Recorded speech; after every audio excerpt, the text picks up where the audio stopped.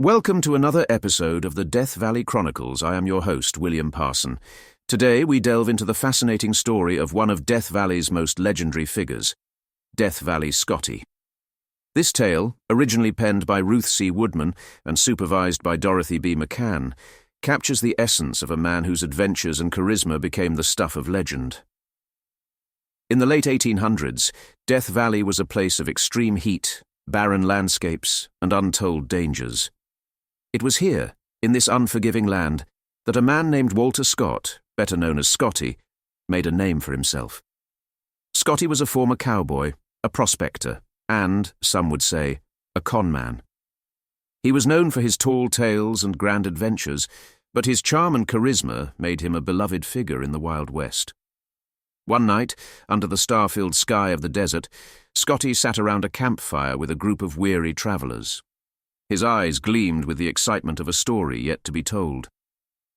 So, there I was, out in the desert, with nothing but my wits and my trusty horse. And wouldn't you know it, I struck gold. The travelers, captivated by his story, leaned in closer. Gold, you say? Where did you find it? Asked one of the travelers. Ah, now that's a secret, Scotty replied with a grin. But I'll tell you this much. Death Valley holds more riches than you can imagine. Scotty's tales of hidden gold spread far and wide, eventually reaching the ears of Albert Johnson, a wealthy businessman from Chicago. Intrigued by the stories of untold riches, Johnson decided to seek out Scotty and see for himself if the tales were true. In Chicago, Scotty stood outside a grand building, dressed in a suit that was a bit too fancy for his liking. Albert Johnson approached him with a sense of curiosity and skepticism. Mr. Scott, I've heard of your exploits. Is it true you found gold in Death Valley? Johnson asked. You bet, Mr. Johnson. Rich veins of it are just waiting to be mined, Scotty replied. I'd like to see it for myself. How about a partnership? Johnson proposed. You've got yourself a deal, Scotty said with a grin. And so Scotty and Johnson embarked on a journey into the heart of Death Valley. They rode through the scorching desert, with Johnson struggling to keep up with Scotty's relentless pace. Are we almost there, Scotty? Johnson asked, exhausted. Just a bit further, Mr. Johnson. The gold is right over that ridge, Scotty assured him. They reached the ridge and looked out over the vast desert landscape. Johnson, though doubtful, was intrigued by the possibility of hidden riches. Years passed, and although the elusive gold was never found, Scotty and Johnson's partnership blossomed into an enduring friendship. With Johnson's financial backing, Scotty built a grand mansion in the desert, known today as Scotty's Castle. This lavish retreat became a symbol of their unbreakable bond and Scotty's larger-than-life persona.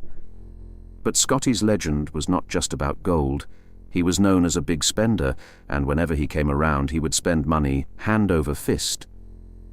Scotty tipped waiters and waitresses as much as $50, an extravagant amount for the time. His generosity was the talk of every town he visited. Thank you, Mr. Scott. This is more than generous, a waiter would say, awestruck by Scotty's lavish tip. Don't mention it, friend. I got a gold mine. Scotty would laugh. The mystery of Scotty's wealth intrigued many. Despite his claims of a rich gold mine, no gold mine or claim was ever registered in his name. This only added to the legend of Death Valley Scotty. How could a man with no visible source of income afford to live so lavishly and spend so freely? Some speculated that Scotty had hidden backers, while others believed he had discovered a secret stash of treasure. Whatever the truth, Scotty never revealed his secrets, always maintaining his enigmatic smile and infectious charm. Years later, Scotty and Johnson sat in the grand hall of Scotty's Castle, enjoying a hearty meal. The years had turned their initial skepticism into deep, mutual respect. You never did show me that gold, Scotty, Johnson chuckled. The real treasure, Mr. Johnson, is right here, Scotty replied with a smile. And so, the legend of Death Valley Scotty lives on, a testament to the wild dreams, generous spirit, and enduring friendships that shaped the Old West. Thank you for joining us for this episode of the Death Valley Chronicles. We hope you enjoyed the tale of Death Valley Scotty, a story that captures the spirit of adventure and the bonds that define us. This story was originally written by Ruth C. Woodman and supervised by Dorothy B. McCann. Until next time, I am your host, William Parson, and keep exploring the legends of the past of the Old Death Valley country.